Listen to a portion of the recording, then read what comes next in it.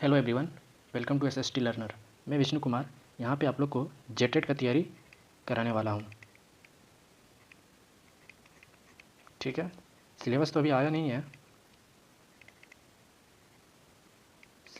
है। तो हम लोग प्रीवियस जो जेटेट हुआ था 2016 उसी के अकॉर्डिंग और सीटेट के अकॉर्डिंग हम लोग यहाँ पे पढ़ाई करेंगे।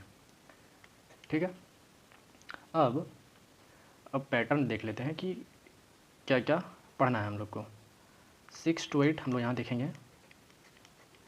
हम लोग का CDP child development and pedagogy से 30 क्वेश्चन। उसके बाद दूसरा में है हमारा लैंग्वेज, एक में हिंदी, दूसरा में हम लोग इंग्लिश। ये 15 और ये 15, टोटल 30 क्वेश्चन। तीसरा में हमारा क्षेत्रीय भाषा, रीजनल लैंग्वेज से 30 क्वेश्चन। चौथा में हमारा साइंस, जो साइंस बैकग्राउंड के हैं या फिर SST सामाजिक विज्ञान से 60 क्वेश्चन। तो टोटल कितने हो गया? 30, 30, 60 और 30, 120 और रीजनल लैंग्वेज से 30, टोटल 150 क्वेश्चन रहेंगे। ठीक है, तो हम लोग सबसे पहले CDP से अपना क्लास स्टार्ट करेंगे। ठीक है, तो चलिए आगे बढ़ते हैं।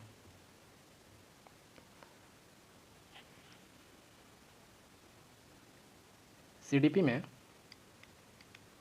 देखिए हम लोग ऐसे पढ़ेंगे कि जेटेट के साथ साथ हम लोग सीटेट का भी तैयारी कर लें, ताकि हम लोग को दोबारा पढ़ने की आवश्यकता ना पड़े। सीटेट का सिलेबस देखते हैं। 10 टॉपिक हैं टोटल CDP में। एक में है मनोविज्ञान,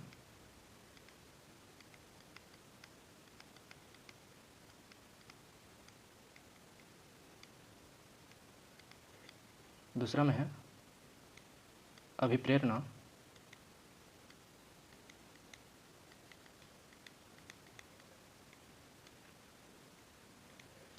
तीसरा में है वृद्धि और विकास,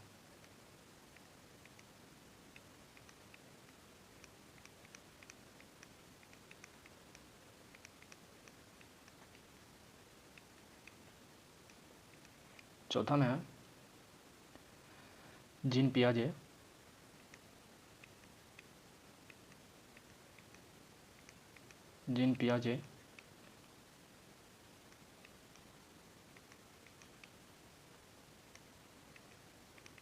कोलबर्ग और वाइकोत्स्की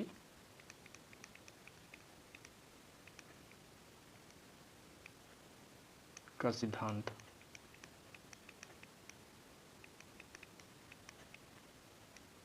पांचवा में है अधिगम,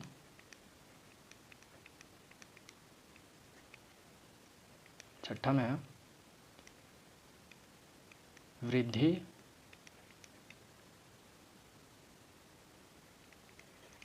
सातवां में है व्यक्तित्व,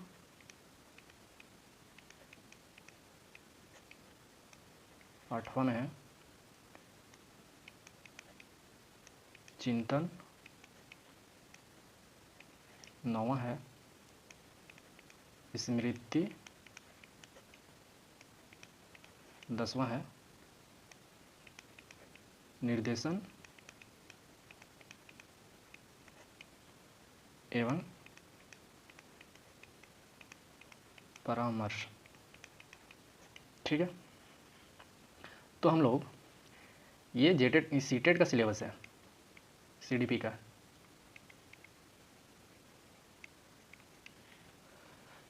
ठीक है, तो इसमें हम लोग सबसे पहले, अगर जब तक जेटेड का सिलेबस नहीं आ रहा, तो हम लोग अगर आ भी जाता है तो ये टॉपिक, ये टॉपिक, ये टॉपिक, ये और ये 5 टॉपिक रहेंगे ही रहेंगे। ठीक है, तो हम लोग आज वृद्धि और विकास टॉपिक से अपना क्लास स्टार्ट करते हैं। ठीक है, चलिए हेडलाइन डालिए, वृद्धि और विकास।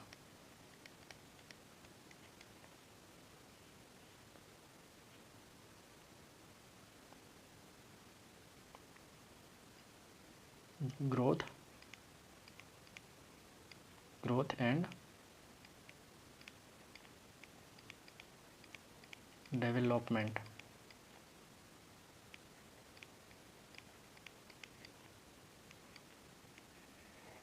ठीक है, वृद्धि और विकास में बहुत सारे टॉपिक हैं, लगभग 8 टॉपिक हैं एनसीईआरटी के अकॉर्डिंग। तो हम लोग सारे टॉपिक को कवर नहीं करेंगे, जो एग्ज़ाम के दृष्टिकोण से जो इम्पोर्टेंट है उसी को हम लोग पढ़ेंगे। अगर हम लोग सारा पढ़ना स्टार्ट किए तो हमको लगता है 15 से 20 क्लास इसी में लग जाएंगे,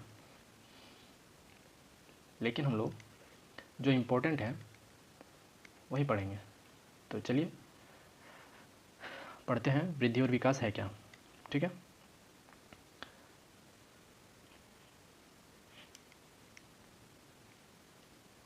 वृद्धि और विकास, ये समझते हैं हम लोग क्या है।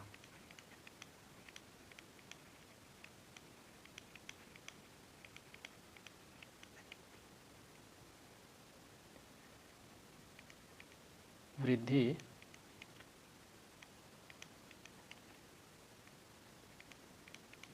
और विकास दोनों ही शब्द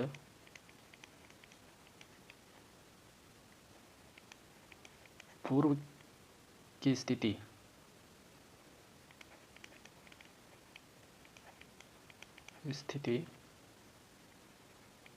का वर्तमान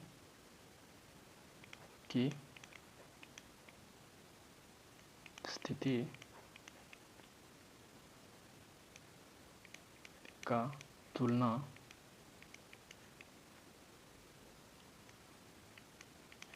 के रूप में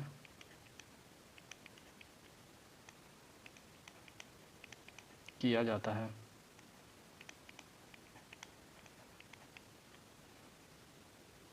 वृद्धि और विकास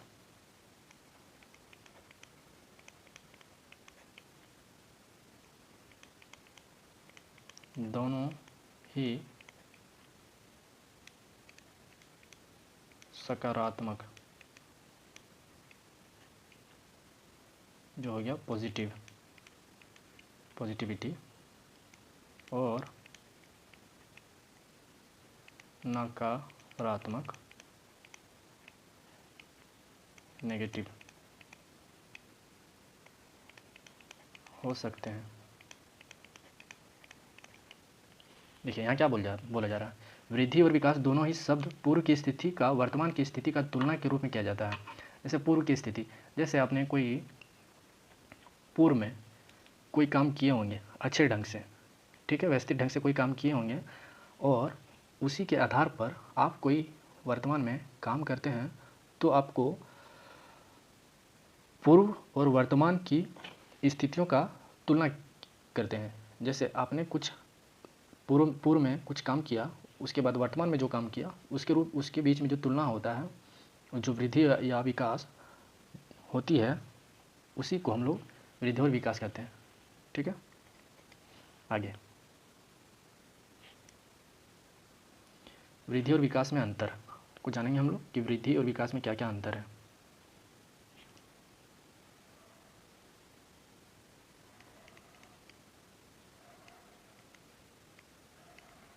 वृद्धि और विकास में अंतर। ठीक है, हम लोग एक साइड लिखते हैं वृद्धि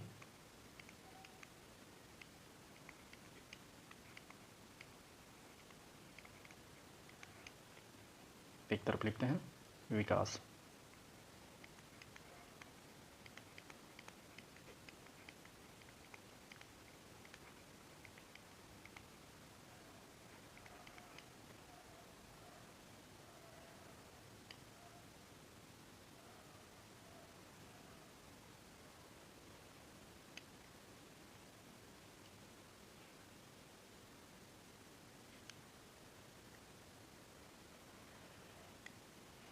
ठीक है,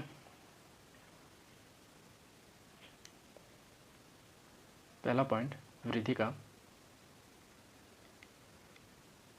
वृद्धि शारीरिक होता है। वृद्धि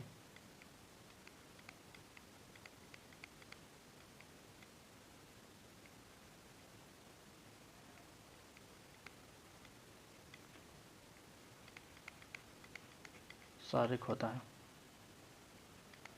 विकास विकास जो होता है,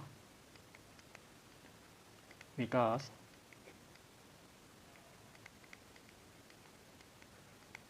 शारीरिक के साथ साथ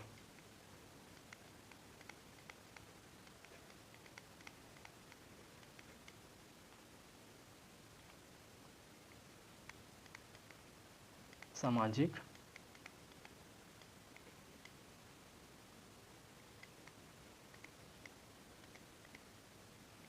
सामाजिक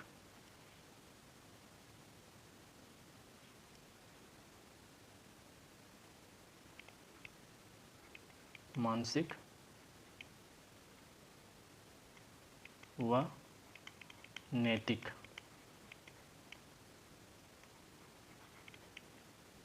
नैतिक भी होता है।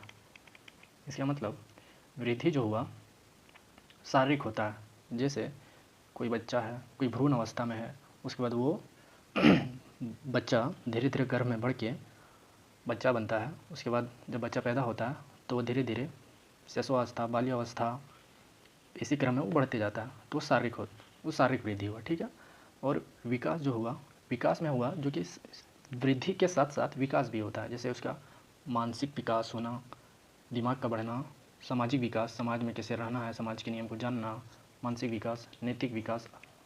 नैतिक विकास में हो गया कि बड़ों से कैसे बर्ताव करना है, यही सब होते हैं। ठीक है, दूसरा पॉइंट हो गया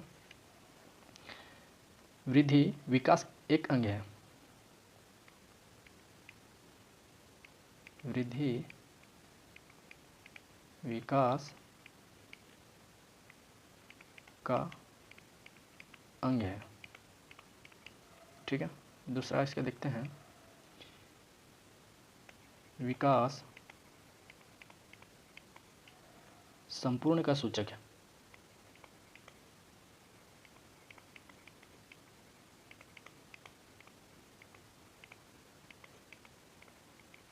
ठीक है, तीसरा पॉइंट इसका है वृद्धि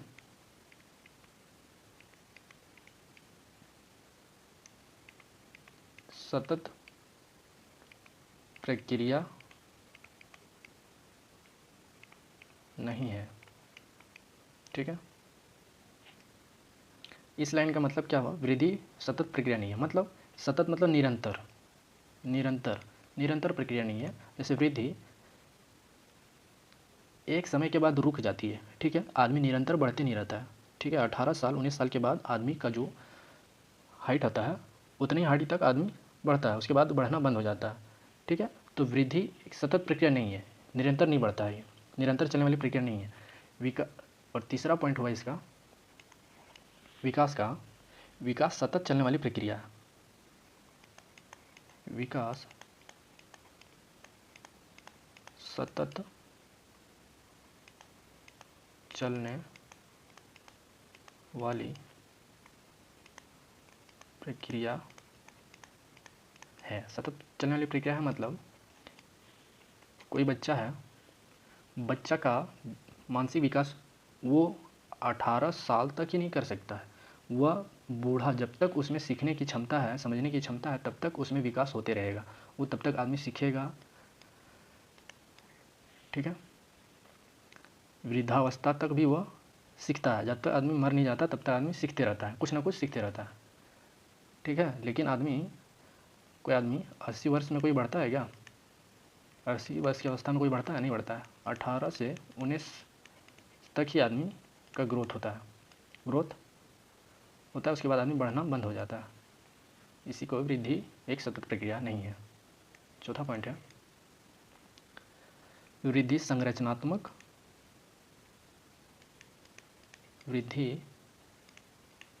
संरचनात्मक या मात्रात्मक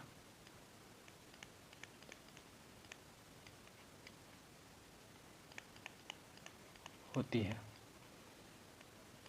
इसका चौथा पॉइंट है विकास गुणात्मक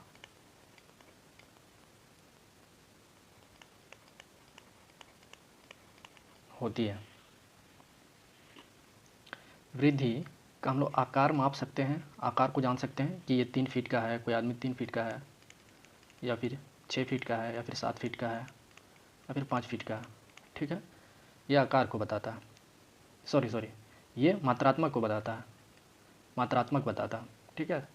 और संरचनात्मक में हो गया आकार, कि ये लंबा बढ़ रहा है, कि ये चौड़ा बढ़ रहा है, कि ये मोटा है, कि ये पतला है, ठीक है। विकास गुणात्मक होती है, मतलब जिसे हम लोग माप नहीं सकते। गुणात्मक में मतलब कितना बढ़ा या फिर कितना आकार में वृद्धि हुआ। विकास ये बताता है कि कितना वृद्धि हुआ, कितना विकास हुआ, किस दर से विकास हो रहा, ठीक है। जैसे रेटिंग होता है ना, किसी का IQ होता है 80, किसी का होता है 90, किसी का 120, यही सब है, ठीक है। अगला पॉइंट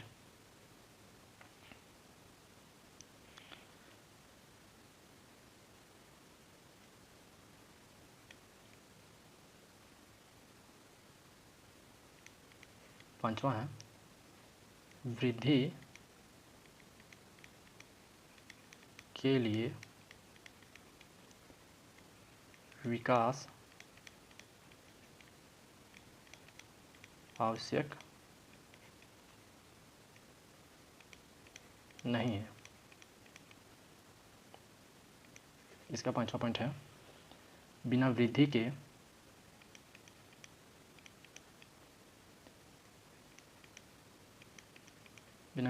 भी विकास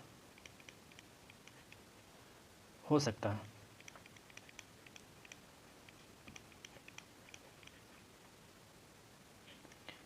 ये दोनों लाइन को हम लोग समझते हैं।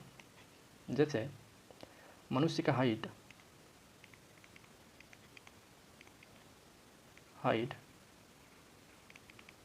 मान लो 4 फीट का है, या फिर 3 फीट का, मान लो 3 फीट का है, ठीक है। 4 फीट का नहीं है, 3 फीट का है। तो ये पूर्ण विकास नहीं हुआ, ठीक है। ये पूर्ण वृद्धि नहीं हुआ। मैं बार बार विकास बोल रहा हूँ, ये पूर्ण वृद्धि नहीं हुआ।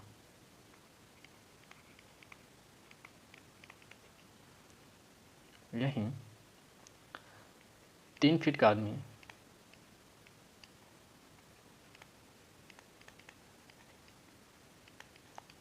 मनुष्य 3 फीट का मनुष्य का अगर मानसिक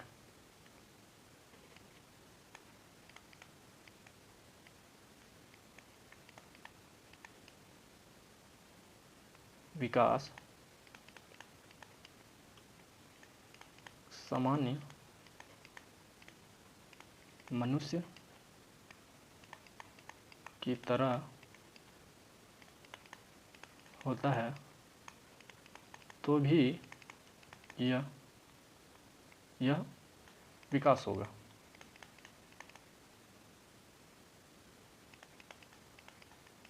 ठीक है, अब समझ में आई?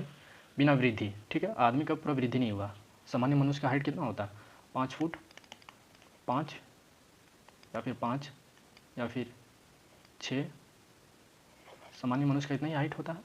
लेकिन अगर 3 फीट का कोई आदमी है और उसका मानसिक विकास हो चुका है सामान्य मनुष्य के तुलना में, तो यह विकास कहलाएगा। ठीक है, चलिए आगे। अगला पॉइंट है विकास के सिद्धांत।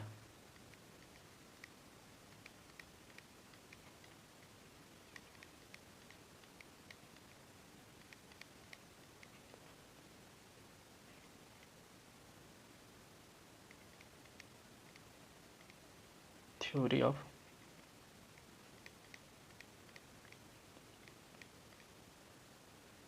डेवलपमेंट।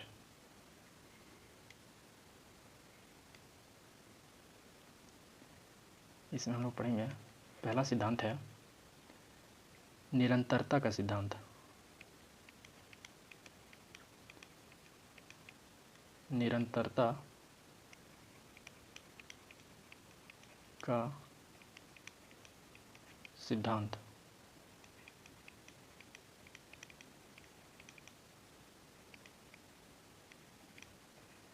प्रिंसिपल ऑफ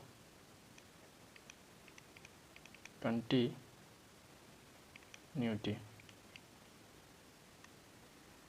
इसमें क्या कहता है?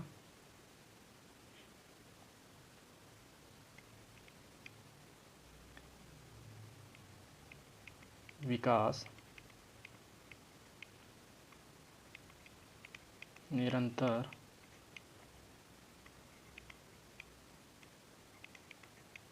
चलने वाली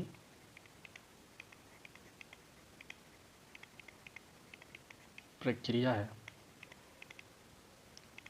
यह कभी नहीं रुक सकता। ठीक है, मैंने पिछले ही बताया था कि आदमी शुरू से और अंतिम तक ये सीखता ही रहता है कुछ ना कुछ। ठीक है, दूसरा पॉइंट है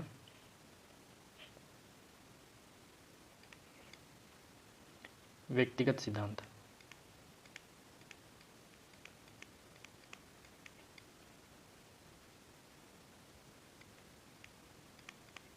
व्यक्तिगत का सिद्धांत।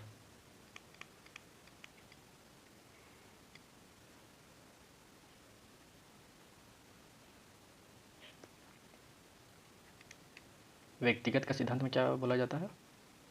इसमें प्रत्येक बालक का विकास दूसरे से अलग होता है या अपने ढंग से होता है।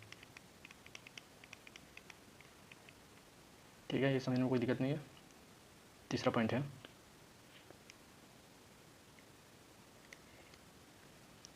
परिमार्जिता का सिद्धांत। परिमार्जिता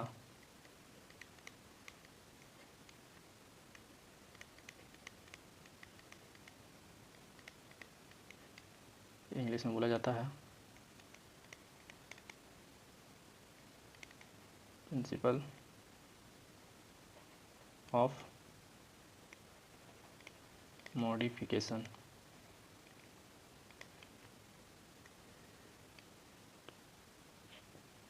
सबसे इम्पोर्टेंट पॉइंट है, इसमें कहता है कि विकास को सुधारा जा सकता है या बदला जा सकता है, लेकिन विकास को रोका नहीं जा सकता। ठीक है, ये लाइन ये समझाना चाह रहा है कि अगर कोई व्यक्ति गलत ट्रैक पर जाता है तो शिक्षक उसे सही मार्ग पर ले जाने का प्रयास करता है। अगर कोई बच्चा गलती करता है तो उसे शिक्षक उसमें सुधार कर उसे सही लाइन पर लाने का प्रयास करता है। ठीक है, अगला है चौथा पॉइंट, सामान्य प्रतिरूप का सिद्धांत।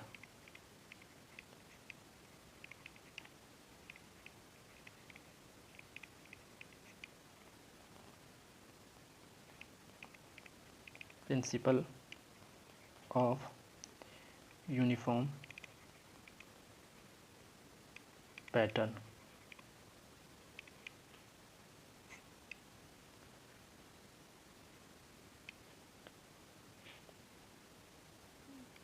ये सिद्धांत कहता है बच्चों का विकास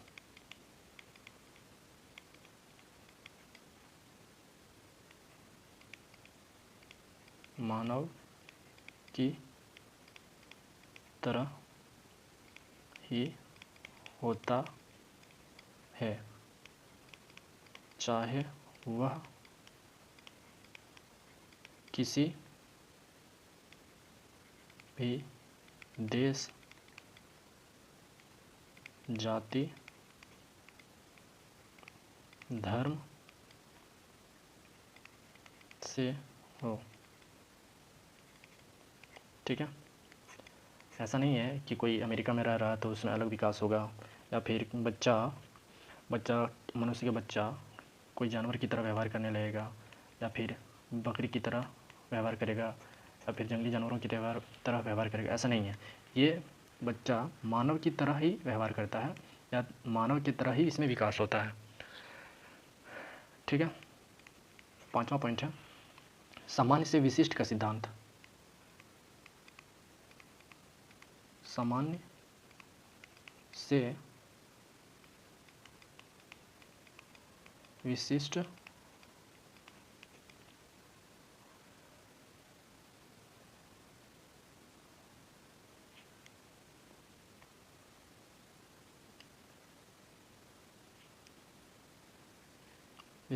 का सिद्धांत।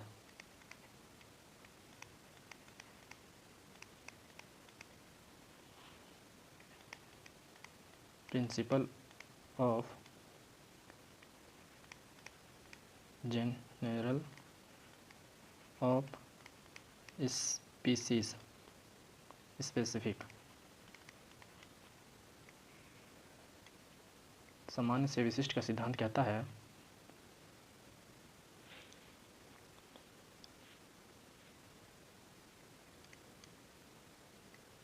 विकास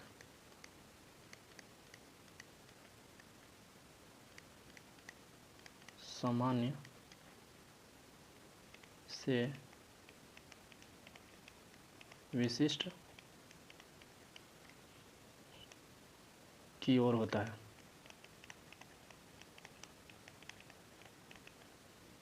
इसका मतलब ये हुआ, कोई बच्चा है, ठीक है,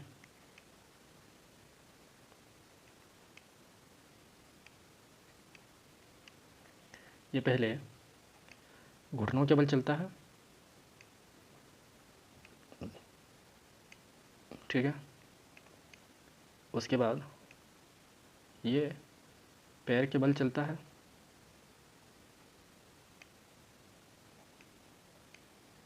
ठीक है, उसके बाद ये दौड़ना स्टार्ट करता है।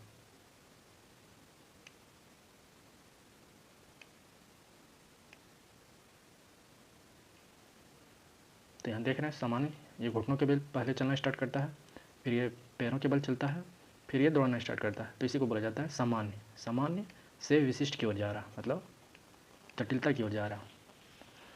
तो विकास सामान्य से विशिष्ट की ओर होता है। अगला पॉइंट, छठा, परनिर्भरता से आत्मनिर्भरता का सिद्धांत। परनिर्भरता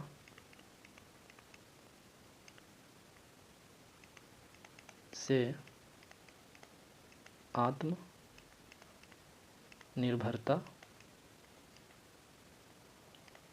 का सिद्धांत।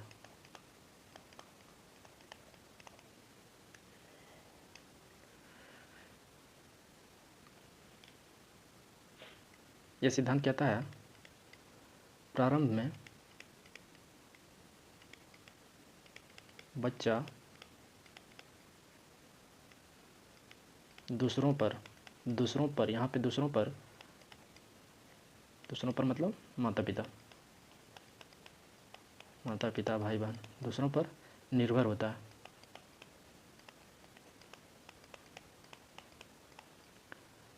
है धीरे धीरे बच्चा आत्मनिर्भर हो जाता है।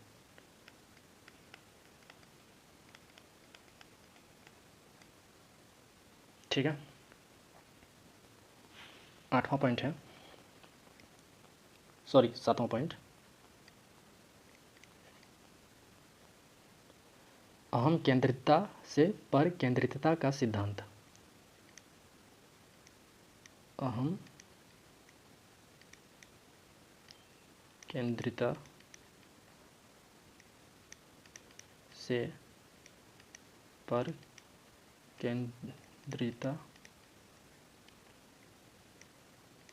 का सिद्धांत।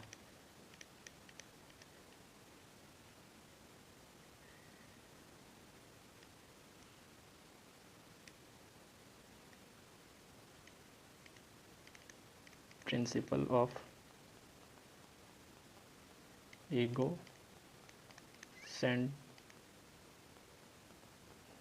सेंट्रिज्म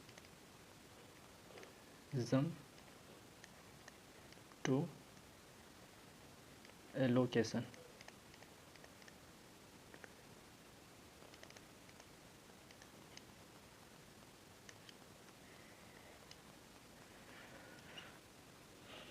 अहम केंद्रितता से पर केंद्रितता का सिद्धांत कहता है कि प्रारंभ में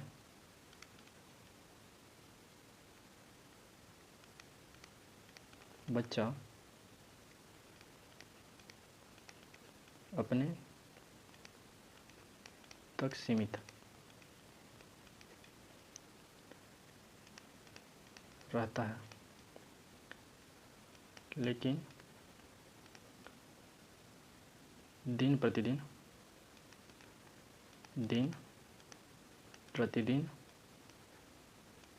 प्रतिदिन वह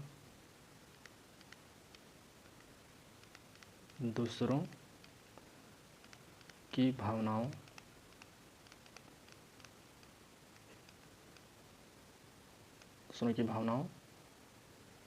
को समझने लगता है। मतलब जैसे प्रारंभ में जो बच्चा होता है बहुत ज़िद्दी होता है, ठीक है। अगर वो बोलता है कि हमको ये खाना है, मान लो बच्चे को जलेबी खाना है, तो बोलेगा कि हमको खाना है, ये जलेबी ही खाना है, कहीं से भी ला के दो। वो बच्चा अपने माता पिता के समझाने पर भी वो नहीं समझता है, तो वो अपने आप तक ही सीमित रहता है, ठीक है। उसके बाद धीरे धीरे उसमें भावनाएं जागृत होती है, तो बच्चा समझने लगता है कि नहीं, कि अभी अगर उसको जलेबी खाने का मन है तो जलेबी यहाँ पे नहीं मिल सकता। जलेबी खाने के लिए उसे बाज़ार जाना होगा, ठीक है, या फिर उसे बनाना होगा, तभी वह जलेबी खा सकता है। तो वो बच्चों में भावना आ जाती है समय के साथ। तो ये सिद्धांत यही बताता है कि बच्चा अहम केंद्रितता से पर केंद्रितता की ओर चला जाता है, ठीक है। अगला पॉइंट 8वां, चक्रीय प्रकृति का सिद्धांत। चक्रीय प्रगति का सिद्धांत, प्रिंसिपल ऑफ स्पाइरल डेवलपमेंट।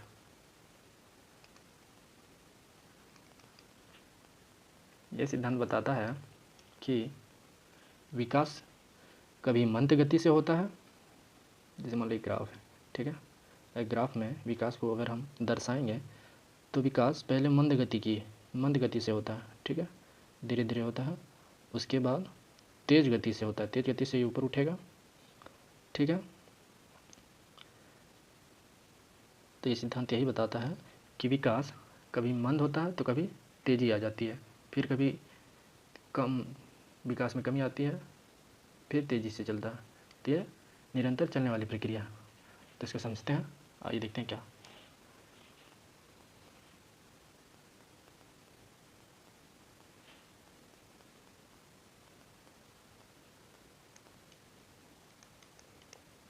विकास कभी मंद गति से कभी तेज गति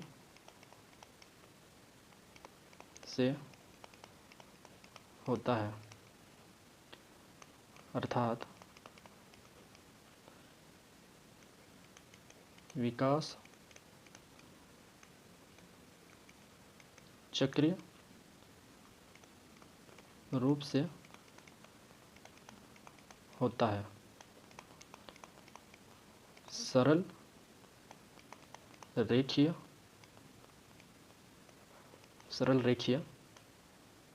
से नहीं। इसका मतलब चक्रीय रूप से होता है, सरल रेखीय से नहीं। जैसे विकास सरल रेखा मतलब ऐसे नहीं होता है। विकास डेवलपमेंट जो होता है ये सरल रेखा में नहीं होता है, ये चक्रीय रूप से होता है। जैसे चक्रीय रूप मतलब पहले मंद हुआ, फिर तेज़ी आई, फिर मंदी आई विकास में, फिर तेज़ी आई, फिर कमी आई, फिर तेज़ी से बढ़ा, फिर कमी आई, फिर तेज़ी से बढ़ा, फिर कमी आई। तो इसी को बोला जाता है चक्रीय रूप, ठीक है। तो हम इसको ग्राफ में समझते हैं। कैसे समझेंगे ग्राफ में, आप नोट कर लीजिएगा कॉपी में। जैसे ये लाइन ड्रॉ किया मैंने, ये भी, ठीक है।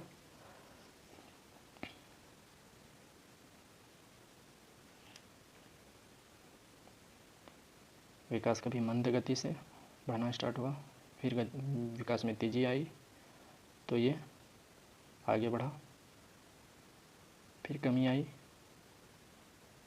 फिर आगे बढ़ा। तो ये निरंतर चलने वाली प्रक्रिया है, ठीक है। और एक एग्जांपल से समझते हैं। जैसे मान लो बीएड करने के बाद या फिर डीएलएड, बीएड करने के बाद जेटेट का नोटिफिकेशन नहीं आया या फिर जेटेट नहीं आया, जेटेट का एग्ज़ाम सरकार ने कंडक्ट नहीं कराया, तो हम लोग में क्या आया, मंद था, हम लोग सुस्त पड़े हुए थे, यहाँ पे सुस्त पड़े हुए थे, ठीक है। अब हम लोग मान लो अब जेटेट का नोटिफिकेशन यहाँ पे आ गया, यहाँ पे मान लो जेटेट का नोटिफिकेशन आया। तो नोटिफिकेशन आने के बाद हम लोग में उत्साहित हो गए कि हम लोग को जेटेट पास करना है, तो उसके लिए हम लोग पढ़ना होगा।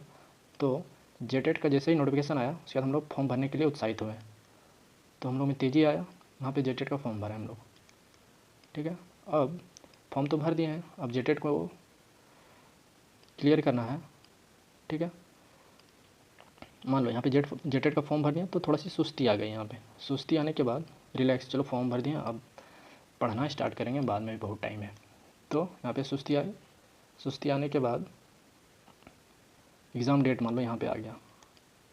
एग्ज़ाम डेट आने के बाद थोड़ी और जागृत हुए और पढ़ाई स्टार्ट किए, लेकिन पता चला कि इलेक्शन आने वाला है तो एग्ज़ाम को पोस्टपोन किया जाता है, स्थगित किया जाता है। तो फिर मन दिया आगे कि अरे एग्ज़ाम तो हो नहीं रहा है, क्या ही जो पढ़ते हैं तो फिर भूल जाते हैं, इससे अच्छा फिर एग्ज़ाम का डेट आएगा तब पढ़ेंगे। फिर मान लो एग्ज़ाम कैंसिल, चुनाव ख़त्म हो गया और जैक ने एग्ज़ाम डेट अनाउंस कर दिया कि 1 मंथ में एग्ज़ाम हो जाएगा। तो हम लोग क्या किए, तेज़ी से पढ़ने लगे कि 1 मंथ ही टाइम है तो अच्छे से पढ़ लेते हैं, नहीं तो पास नहीं होंगे तो हम लोग जेटेड टीचर आएगा 26,000 अगला वैकेंसी, वो फॉर्म नहीं भर पाएंगे। तो इससे अच्छा अच्छे से पढ़ते हैं। तो ऐसे ही ये निरंतर चलती जाती है, कभी मंद कभी तेज़, कभी मंद कभी तेज़। ठीक है, इसको ग्राफ में ड्रॉ कर लीजिएगा आप लोग, इसको दर्शा देना है। ये मंद अवस्था को दर्शाता है, ये तेज अवस्था को बता रहा। ठीक है, अगला पॉइंट,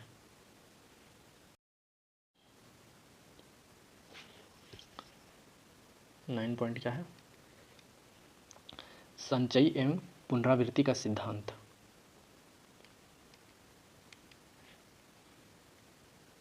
संचयी और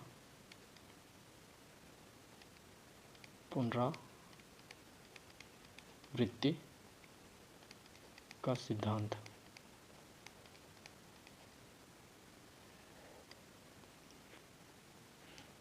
संचय और पुनरावृत्ति का सिद्धांत। संचय मतलब क्या, स्टोर। पुनरावृत्ति मतलब रिपीट। तो इसमें बोला जाता है, इसमें विकास, जो कुछ भी हम लोग सीखते हैं वह हमसे जुड़ता जाता है, विकास जुड़ता रहता है, चाहे वह विकास गुण और अवगुण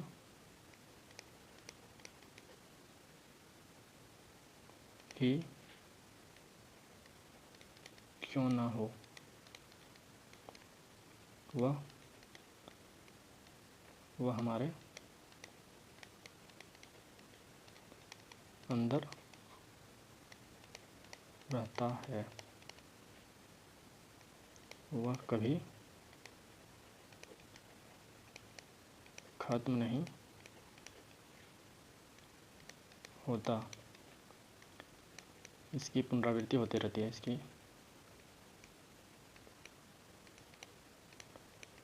पुनरावृत्ति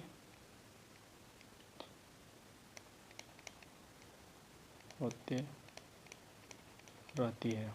मतलब जैसे संचयी पुनरावृत्ति का सिद्धांत कहता है कि मान लो, समझने के लिए कि कोई बच्चा, ठीक है, कोई बच्चा है, एक बूढ़ा को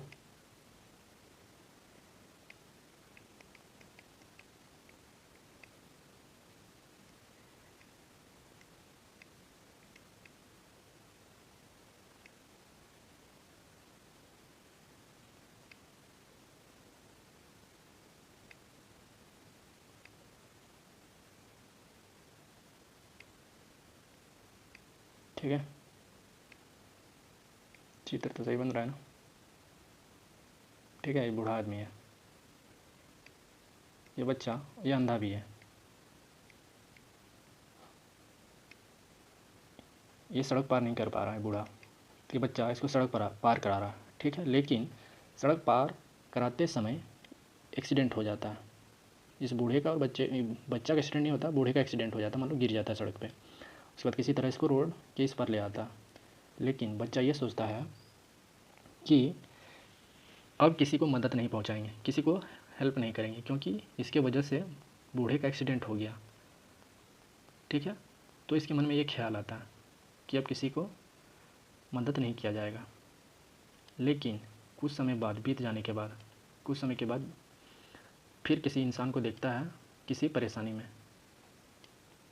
तो तुरंत वह उसे मदद पहुंचाने के लिए उपस्थित हो जाता है। तो इससे हम क्या समझते हैं कि इस बच्चे में अच्छा गुण है, इसमें किसी को परेशानी में नहीं देख सकता, और देखता है तो उसे मदद करने ज़रूर जाता है। लेकिन ये सोचता है उस समय कि इसके वजह से इसको परेशानी हुई थी पास्ट में, इसके वजह से ये परेशानी हुई थी कि किसी का एक्सीडेंट हो, मेरे वजह से एक्सीडेंट हो गया था, अब ये नहीं करेगा। लेकिन कुछ समय के बाद फिर ये देखता है तो वह फिर हाजिर हो जाता है मदद पहुंचाने के लिए। तो इसमें अच्छा गुण है, इसलिए ना ये हाजिर हुआ मदद करने के लिए। तो ये क्या हुआ, ये पुनरावृत्ति हुआ कि आदमी ना चाहते हुए भी उसमें अच्छा गुण आ ही जाता है, इसके अंदर से, अंतरात्मा से अच्छा गुण आ ही जाता है किसी को मदद पहुंचाने के लिए। ठीक है, तो ये सिद्धांत यही बताता है हमें। अगला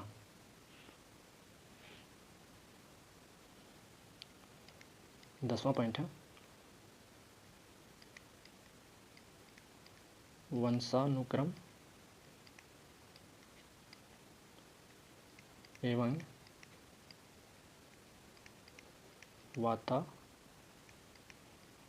वातावरण की अनुक्रिया का सिद्धांत।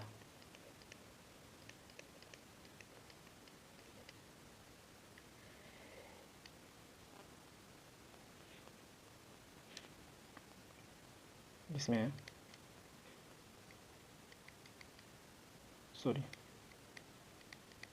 विकास, वंशानुक्रम और वातावरण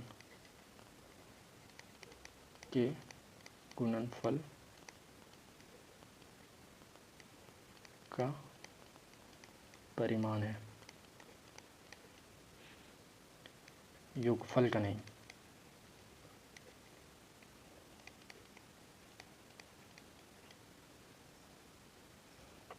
जैसे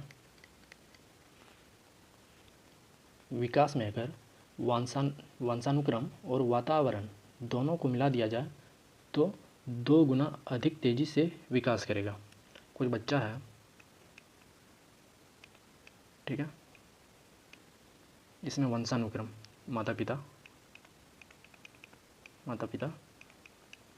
का इसमें अंश आया, कुछ अंश आया, अच्छा विचार या अच्छा विचार नहीं, इसमें अच्छा गुण आया, इसमें गुण इसमें आया।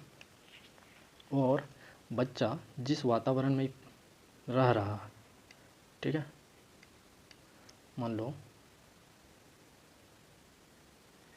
शिक्षित समाज में रह रहा है,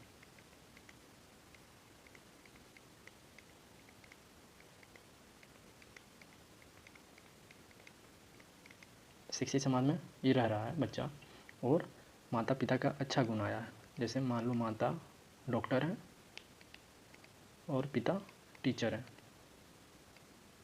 ये दोनों में से एक गुण इस बच्चे में आया प्लस में, और शिक्षित समाज में रह रहे हैं जो अच्छे समाज हैं, तो इन दोनों का गुणनफल ही इस सिद्धांत को बताता है कि अगर बच्चे में वंशानुक्रम अपने माता पिता का गुण और वातावरण, ये वातावरण हो गया, शिक्षित समाज के वातावरण में रहता है तो बच्चे में तेज़ी से विकास होता है,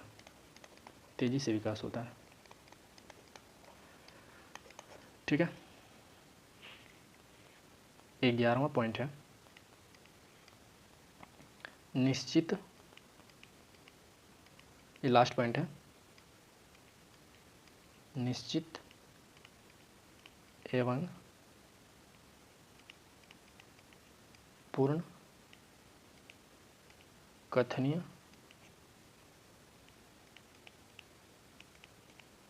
विकास का सिद्धांत।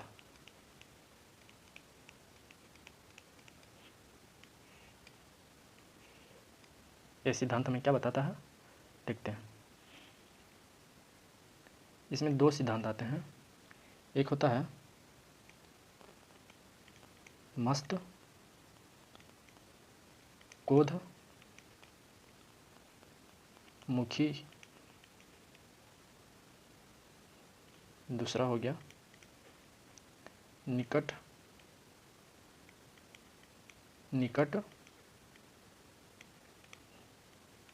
दूर, इंग्लिश में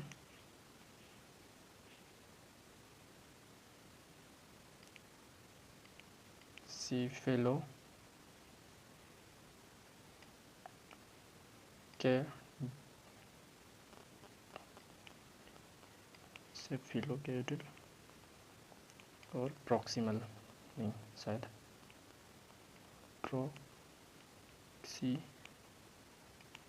और डिजिटल। ठीक है, अब इस दोनों के बारे में पढ़ेंगे।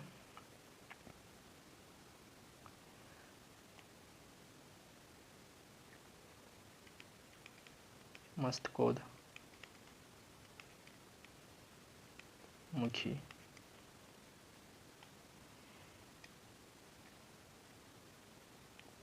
दूसरा है निकट दूर। इसमें विकास जो होता है, विकास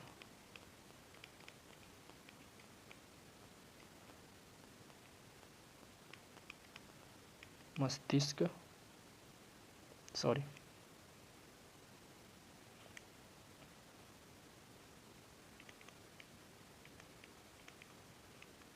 मस्तिष्क से पैर की तरफ होता है।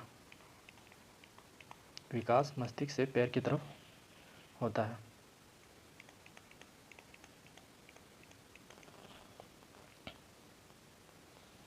मतलब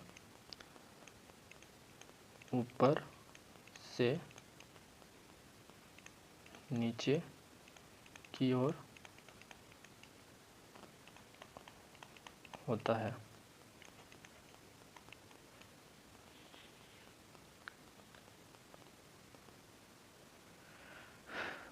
दूसरा है पैर की अंगुलियों का विकास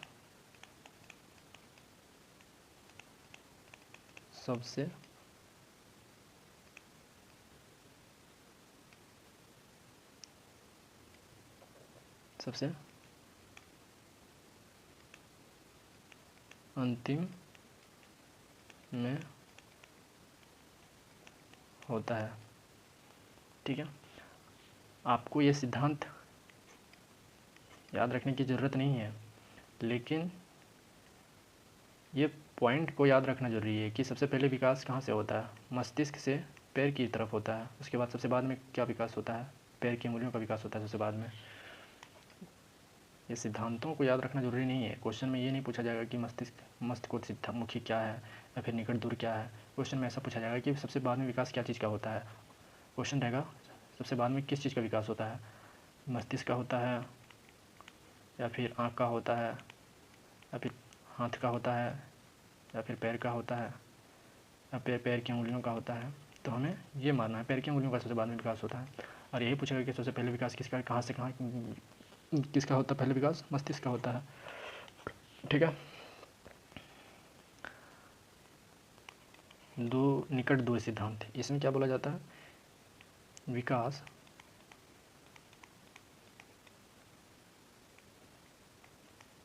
हृदय के नज़दीक वाले अंगों का विकास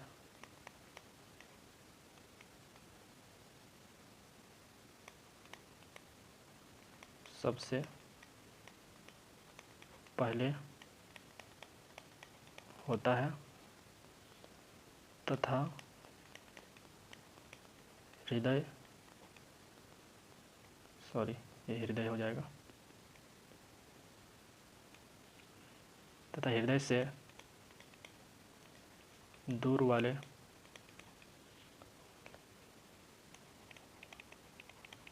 अंगों का विकास बाद में होता है। ठीक है,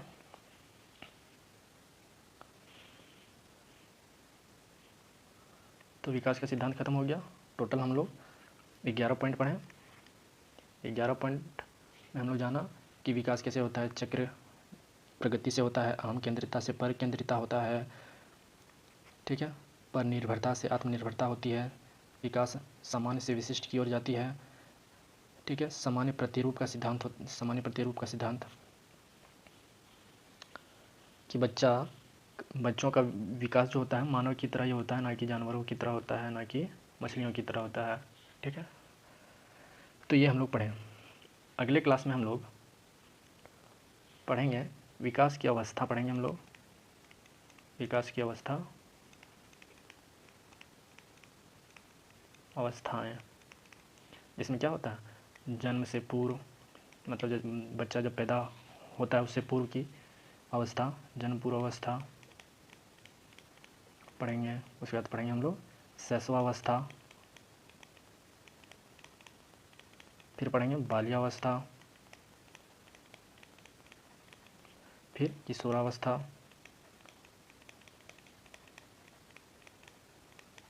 ठीक है। तो आप लोग बने रहिए, इसमें हम लोग जेटेट का कंप्लीट सिलेबस पढ़ेंगे, कहीं भी जाने की ज़रूरत नहीं है। मैं यहाँ पे एनसीईआरटी बेस्ड कंप्लीट में पढ़ाऊँगा, वो भी फ्री ऑफ कॉस्ट, कहीं पे नहीं जाने की ज़रूरत है, ना कोई पेड कोर्स लेने का ज़रूरत है, मैं पूरा डिटेल्स के साथ पढ़ाऊँगा, ठीक है।